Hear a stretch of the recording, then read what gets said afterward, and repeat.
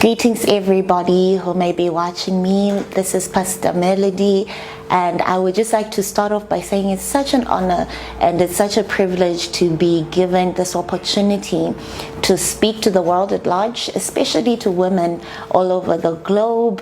On behalf of this program, Mai Mbambande. It's an awesome program that has seen a lot of women just coming through, sharing their stories, inspiring and motivating, a network of various women all over the world. I truly believe that in this day and age that we are surviving and existing in, there is nothing more beautiful than being a woman, especially at this specific time, because before a woman was just somebody that was expected to stay in the house and do nothing. But now we've seen women, go breaking the frontier boundaries of such status quo.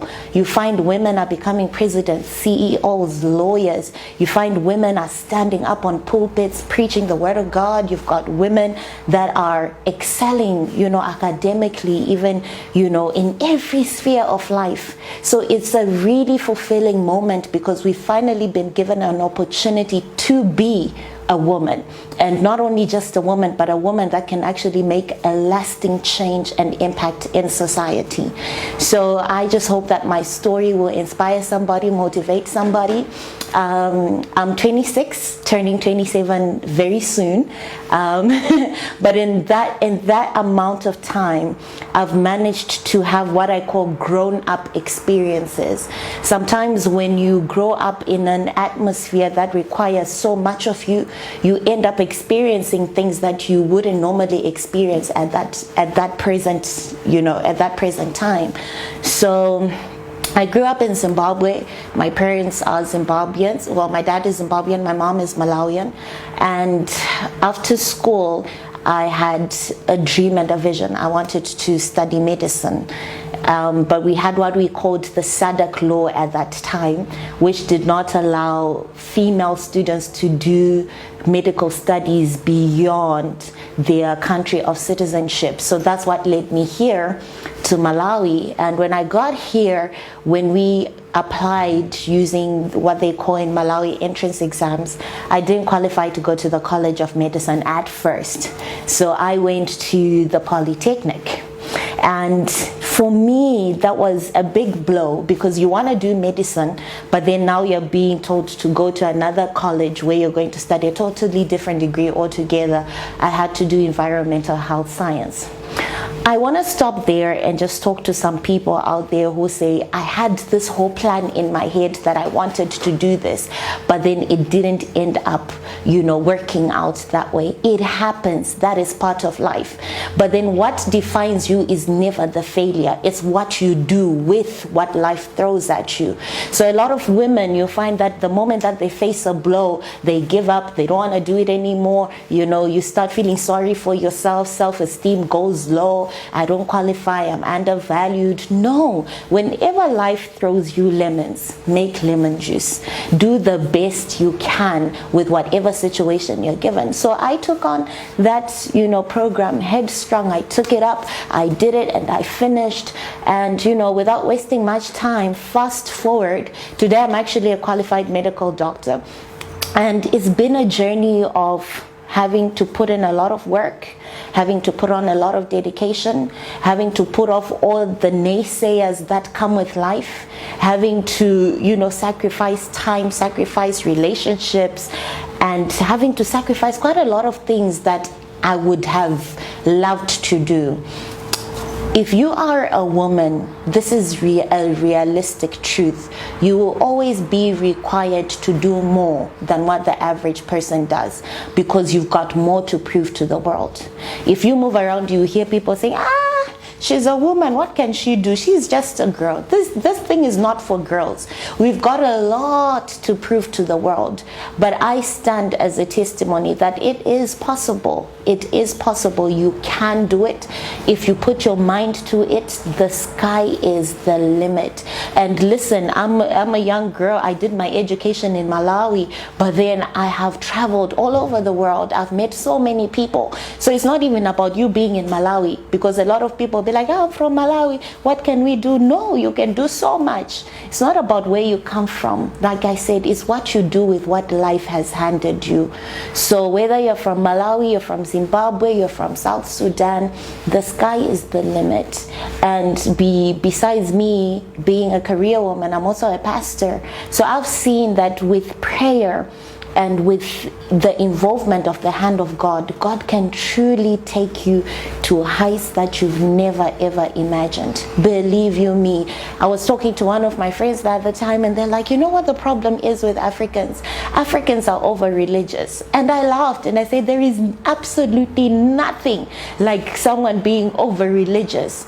When you decide to move with God, or when you decide to dedicate everything of your life to God, you will find God taking you to heights that you never ever imagined. Heights that even your degree does not qualify you for. You know, intelligence can only take you so far, and then God can take you further than that. So I've truly seen the hand of God in my life. And you know, today I network. We've got a women's organization called WEEP, which stands for Women Entrepreneurship Empowerment Program, and we network about 1,800 women all over the world. And you know, we share stories there. We have built a sisterhood that is so solid. We network each other. We bring each other up. We discuss real issues that are affecting real women. We talk about emotional abuse. We talk about how do I handle relationships? How do I handle the pressure of being a career woman and being married? I'm not married now, but we discuss all those things that surround the life of a woman. And through that, I've realized one thing. When women can get together and build each other, we are able to produce something that is stronger than when we decide to tear each other down. It's so easy for women to tear each other down. You'll find that when a woman is moving and she's looking pretty, another woman will look and they'll be like, okay, yeah, but then I saw someone else wearing that dress. It's like 5,000 kwacha. You know, instead of just saying the woman is looking good, we find it so easy to bring each other down. But there is something so peculiar about a woman who can say, you are beautiful, you look so good. A woman that can motivate another woman and say, let's keep pushing, let's keep going. Yes, you may be making 10,000 a week, but let's keep pushing, let's keep praying for this. Let's keep hoping God will, you know, take us to different heights.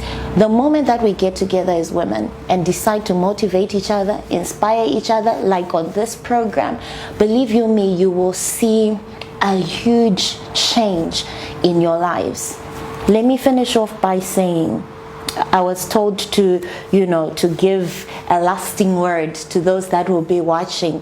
Here's my lasting word to every woman that is watching me, whether you're a career woman, a woman of God, a married woman, single mother, widow. Life is what you make it.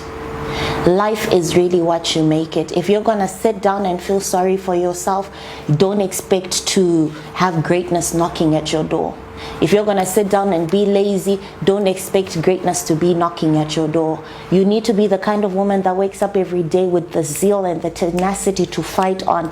Be a planner. When you wake up, that airtime you're wasting Googling someone's outfit, you know, use that airtime to Google what is the market opportunity here in Malawi right now. How do I start a business with zero capital? How do I offer my services out there into the world? Let me put this in there. We have this idea that when you want to start a business, you want to start big, you need 5 million or 10 million. You don't always start there. Every great woman of God or every great businesswoman out there will tell you that I started very small with almost nothing, but then they built up on top of that. Use what you've got. If you've got no money, you've got hands. Don't feel you're too important to go out there and do work at a house or work at a garage. You have to start from somewhere. Build with what you've got. Number 3, stay motivated and stay inspired. Even if nobody tells you you can, I'm here to tell you you can. You can, you can, you can. And if you don't believe it yourself, even if the greatest motivator comes to tell you that you can, you will never believe them. So tell yourself, be your biggest fan, be your biggest supporter, be your biggest motivator. Push yourself beyond the limit. And most importantly, network yourself with women that inspire you to move forward, not women that are always bringing you down. I always tell the girls that I talk to that, you know, you always need to do a scrutiny on the list of people that you're talking to and you're hanging out with. Check that, okay, the conversations I'm having with these people, are they good conversations? What are we talking about? What are we discussing? And if you find that the people that you're hanging with, you're always discussing people, discussing failure, discussing negativity, believe me, you are never going to go beyond the growth of that circle. So surround yourself with people that will bring in very good ideas into your mind, that will challenge you, that I need to get to where this person is. I need to get to where Pastor Melody is. I need to get to where this person is, you know. So I hope this motivates somebody, and I hope that you stay inspired. Keep following this program. Mai Mbambande is a great program. I know it's going to reach beyond the borders of Malawi, because we've got women everywhere that are just willing to come here and share their stories. And to those that are still fighting, still struggling through, keep on doing that. And I believe that, you know, your life will never be the same again. I love you. Until next time. Bye-bye.